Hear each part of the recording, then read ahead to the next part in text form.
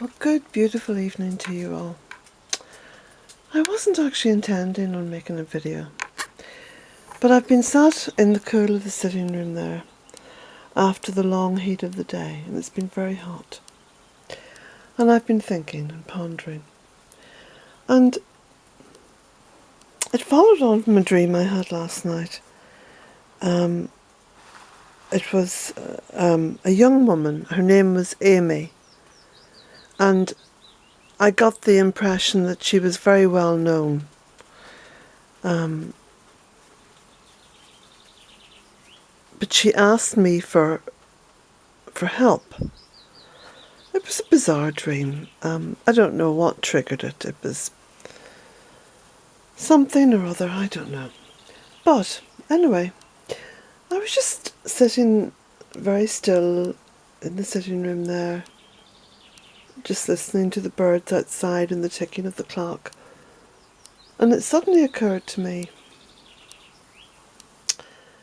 that there's a massive amount of healing needed here on this earth at this time. And I don't mean just healing of people in the here and now, but healing of things that have happened in the past.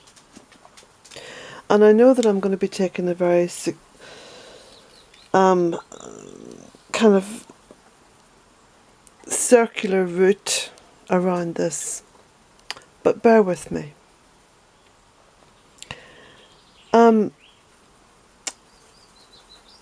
One of the first images that came into my head when I was in this semi-meditative state just a few moments ago was the image of a children's home where I, as a very young woman, worked for a few weeks as night nurse. Now, I'm not a trained nurse, but the position was night nurse.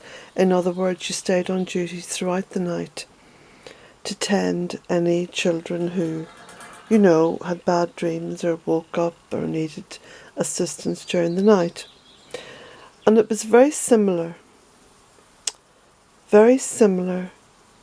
heat that we're having now.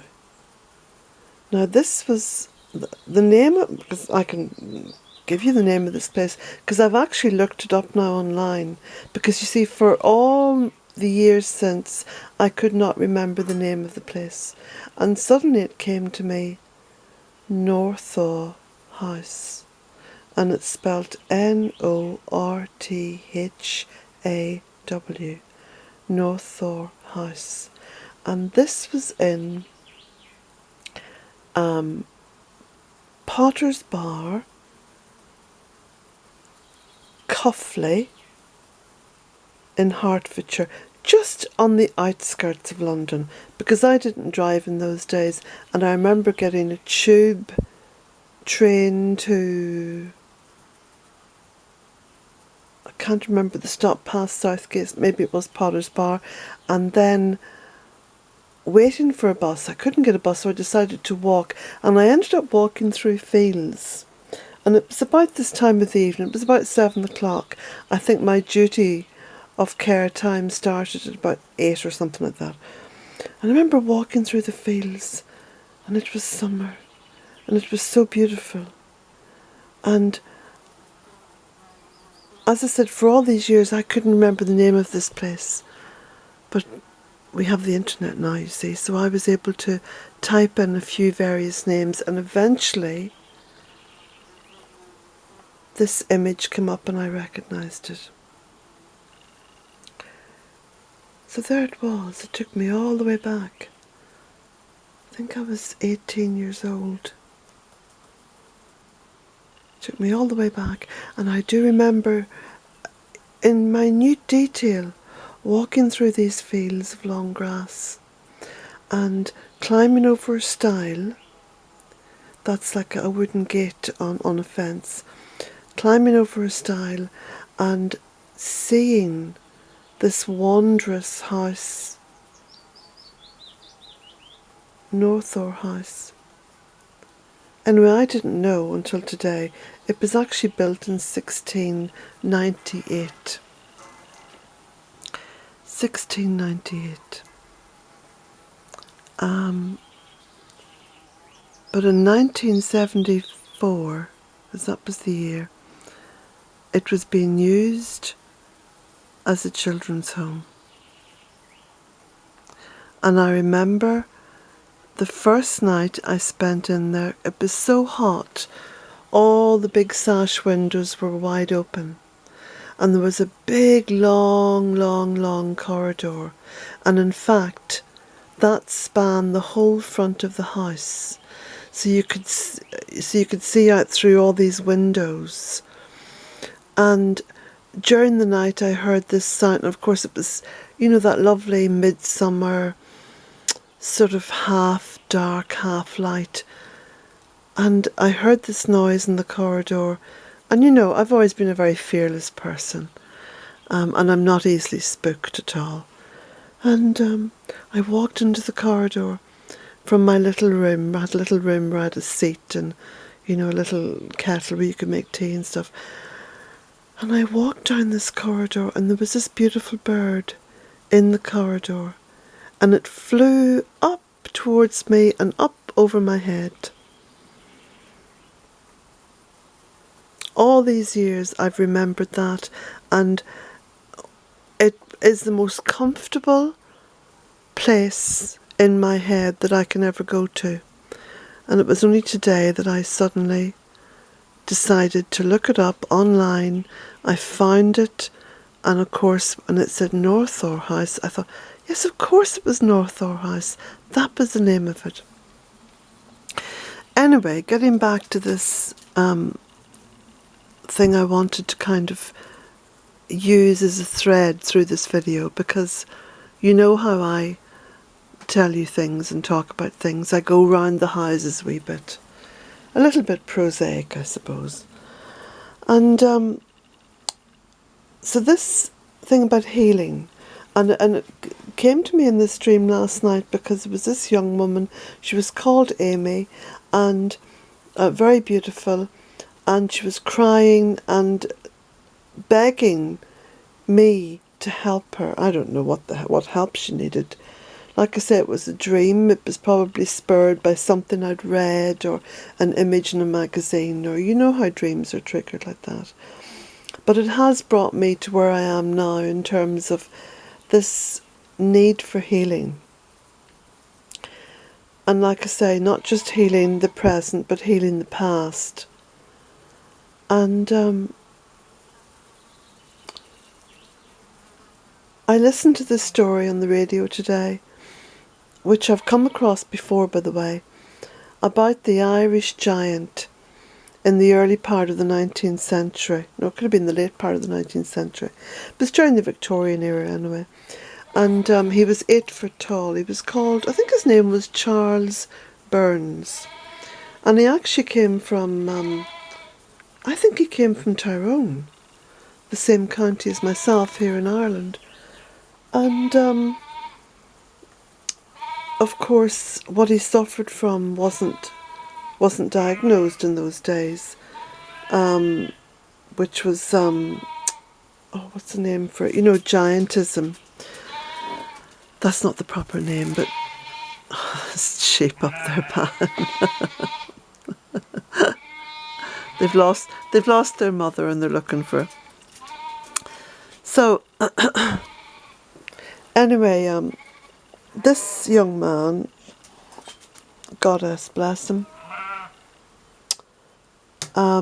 left his very poor home, I think in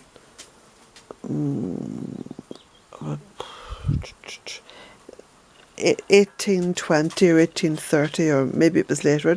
I'm not too sure of the dates, but it was during some part of the Victorian era, and made his way to England and joined the circus. He became a circus freak. And terrible, terrible name that, isn't it? My gosh, but there was a lot of cruelty around in those days. Like really, I like to think that we've become a kinder lot now. But anyway, so we joined the circus, and he was very successful. Like, he made a lot of money, And according to the story, he made £700, which was a massive amount of money in those days. But because of his poor background and I suppose he didn't trust banks, because most poor people don't trust them, or didn't trust them then.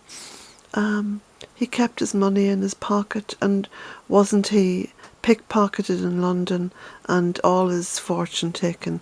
But anyway, at the age of 22, his body had started to deteriorate rapidly, and he knew he was dying. And there was a famous surgeon at the time, and the surgeon basically wanted his skeleton to put on show.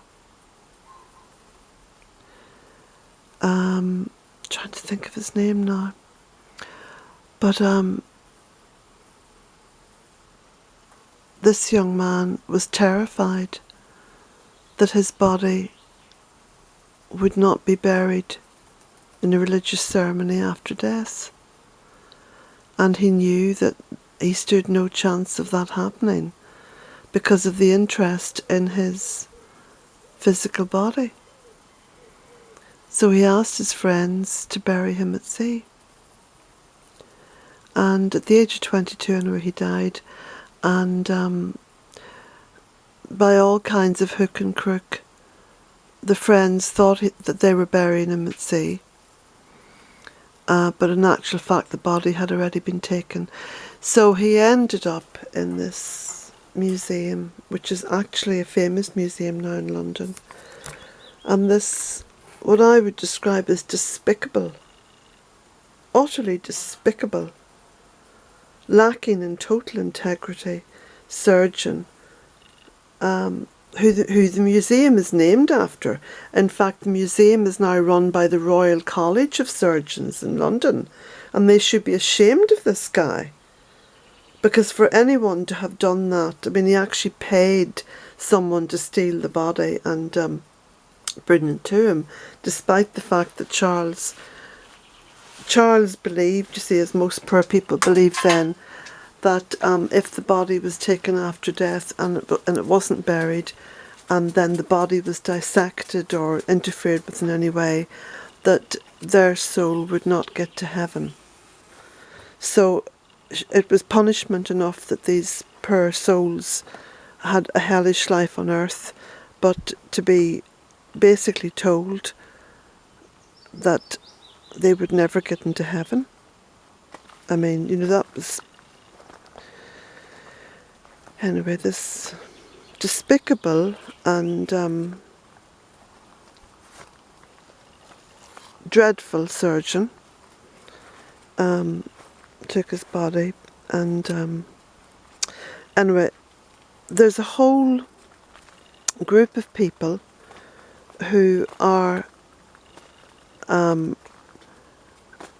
causing a bit of a stir in order to try to get the Royal College of Surgeons Museum to relinquish the skeleton and to allow the skeleton to be buried at sea, as Charles wished his body to be. I just think it's a very sad story, but it's to do with what I was thinking about, and this healing, that if we can reach into the past and heal the parts of the past which can be healed easily. I mean, there's a lot of stuff that it's almost impossible to get to make right. I mean, Charles's family have all died out. The research has been done. There is no one alive of his family line. So there was no one to take the body.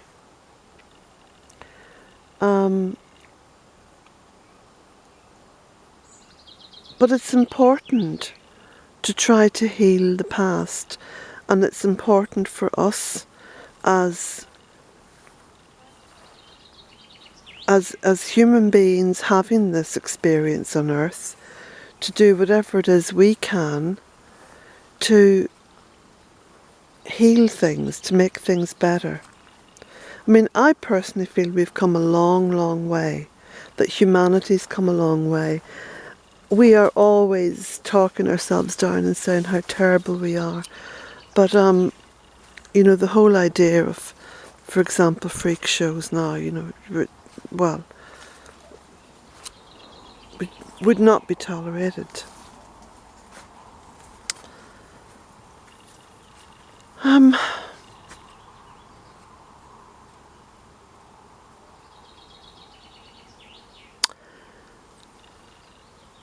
So, of course, tomorrow is the last day of my juice fast. It is the last day. So, I'm not surprised that these issues have come to the forefront of my mind. You know, the issue around healing. Because, of course, for the past 100 days, there's been a lot of healing has gone on in my body and also in my life.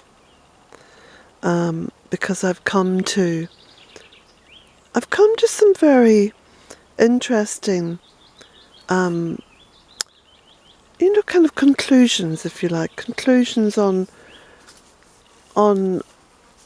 how it is I want to go forward, on what I'm prepared to tolerate and not tolerate, on ways of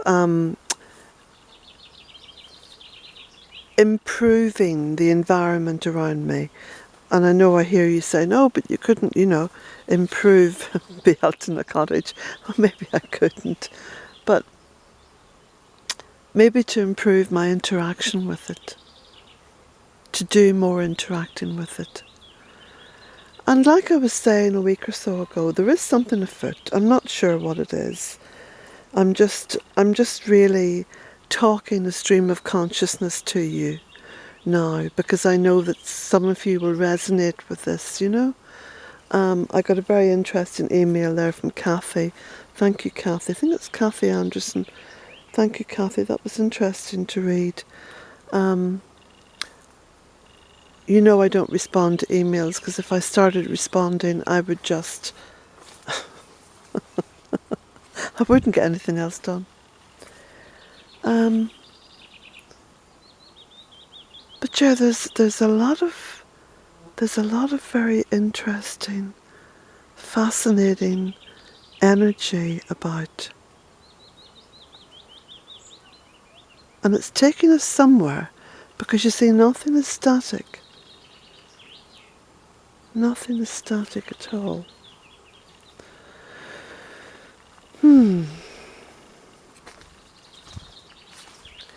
Now, I think I'll just walk up as far as the stone circle.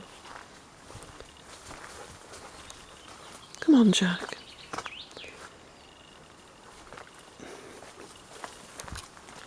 And I think it's Wednesday night, which is the first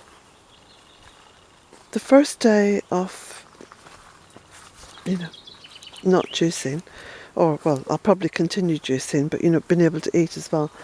So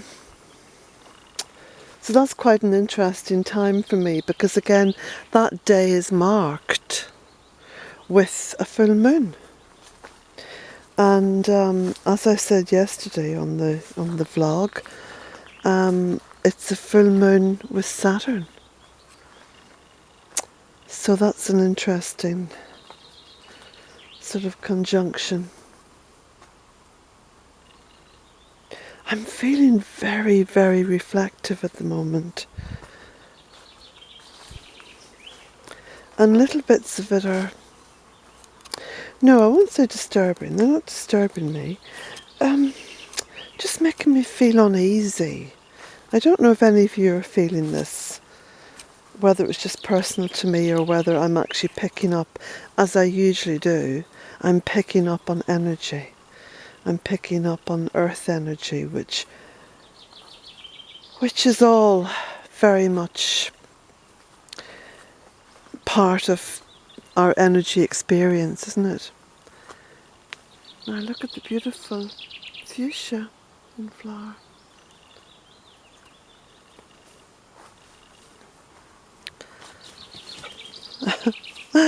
Jack, you happy boy.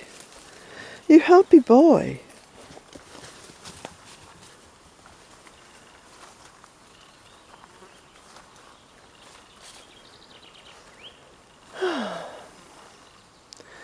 Do you know, I always drop my shoulders when I come into this circle. I sort of breathe. Now let me look through this lens and see what it is we're seeing. Alright. Most of the times I'm just not looking through the lens, I'm just holding the camera up and walking.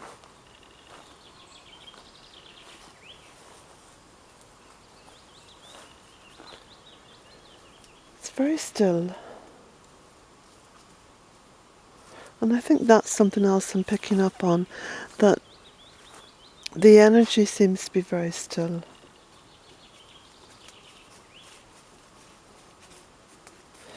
And I'm pleased that I swept up the veranda yesterday, because that has at least helped the energy to flow, you know, just to flow a little bit more.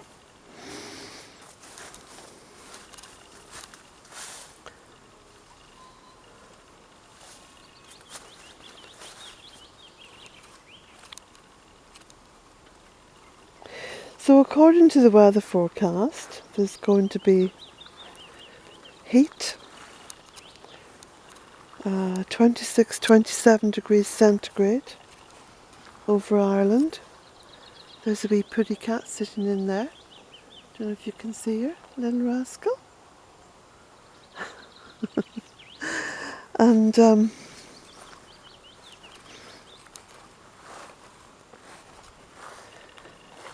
it could lead to a little bit of a drought. Well, certainly for me, because I get my water from the spring well up on the hill, and when the temperature goes up like this, and we get a lot of sort of stark, you know, clear blue skies and lots of concentrated sunlight, then that can affect the well. So I think from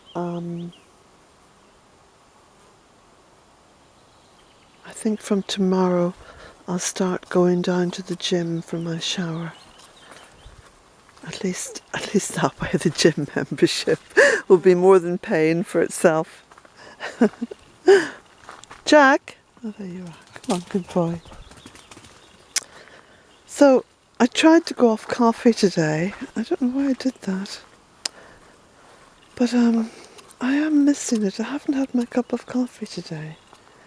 And you know, the thing about having a cup of coffee for me, is it makes me feel really naughty, because I feel to myself, oh, I shouldn't be having this.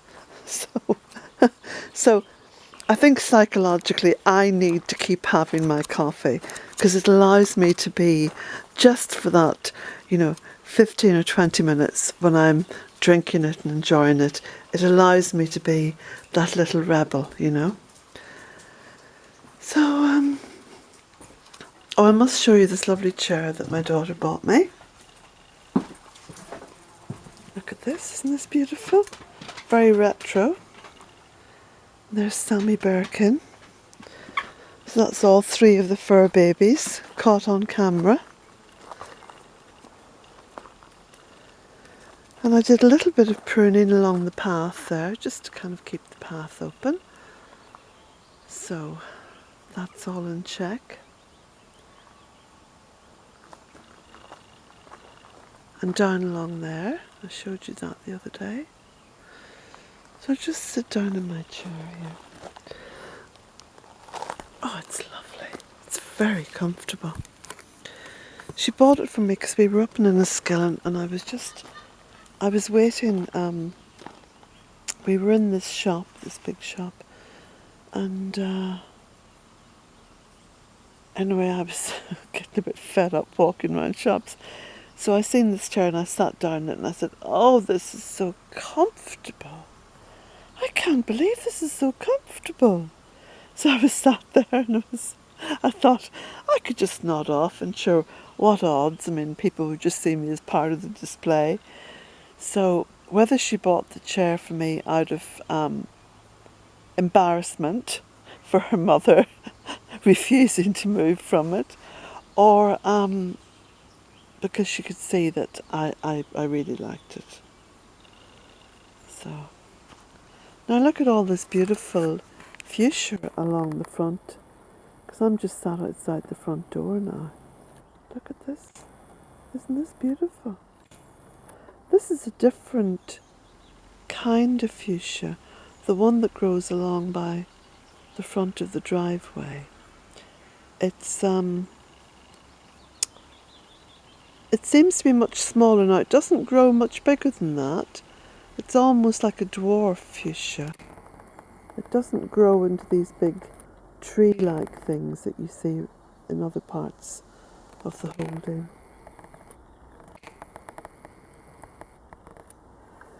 So, another reason, of course, why I had decided to give up coffee was because I'd run out of it. I thought, okay, well this seems like a very auspicious time now to give up, you know. I've run out of coffee, so I just won't buy any more. But you know what I'm thinking to myself now? I'm thinking to myself, Colette, go over to the shop before it closes and buy a packet of nicely roasted coffee beans. And come back and have a cup of coffee. The thing is, if I did that, I probably wouldn't get to sleep.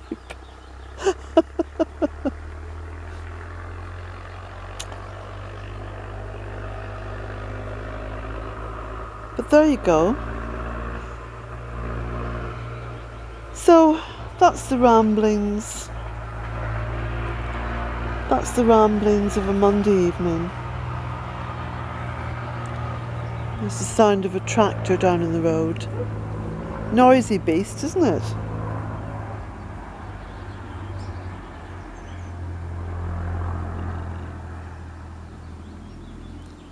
Sammy Bear is really enjoying just the warmth and... Look at him, he looks a little picture, doesn't he? Sat there amongst all the oxeye daisies. Right, and on that note, I'm going to say have a lovely evening, everybody, or morning, wherever you are. And, oh, and don't forget to go over onto the website and you can subscribe on the website, because as from Wednesday, there's going to be an interesting and hopefully entertaining little journal. Blessings to you all.